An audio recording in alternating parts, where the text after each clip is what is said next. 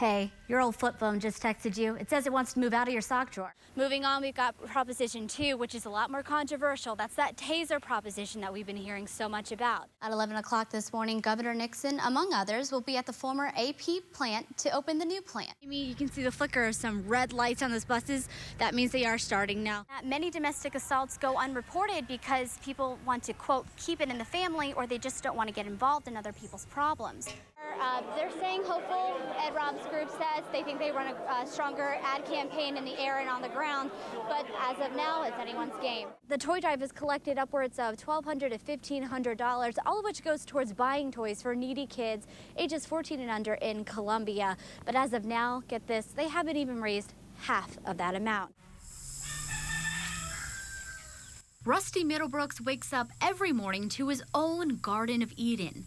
He takes care of unwanted dogs, goats. And don't ask me how many cats we got. That's a goat and 2 cats eating together right there. He says his animals are happy. Hey, Weltsy. Middlebrooks lives in a community of farmers. He says he and his neighbors are worried about Prop B, a ballot initiative backed by the Humane Society of the United States that would tighten restrictions on dog breeders. Middlebrooks argues it's not just about puppies.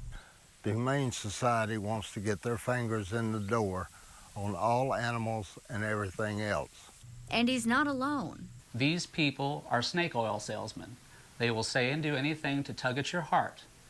And people are giving millions and millions of dollars to these national organizations, and they have absolutely no idea where their money is going to. It's going to lobbying. Now, those who are for Prop B say the ballot measure is written specifically for puppies, but others are worried that it could lead to further control on other types of animal agriculture. Barbara Schmitz of Missourians for the Protection of Dogs says the language of the measure is very clear. There is no agenda. She also says the claims by the opposition are drastic and completely unrealistic. But the wording of the measure has some folks worried Missouri's cattle industry could be at risk. Jim Foster is a veterinarian.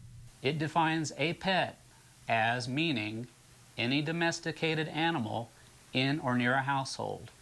Dr. Mays and I both can look out our back door to our cattle herds. Most of the farmers here that raise cows, whether they raise cows, whether they raise goats, or whatever, feel the same way as I do.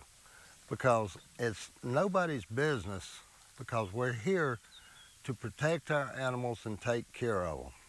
We love taking care of our animals. I love taking care of mine, that's why I have so many. And Middlebrooks says he knows his Eden could seem substandard, according to the proposition. With Smart Decision 2010, Erica Martin, KMU8 News, Salisbury.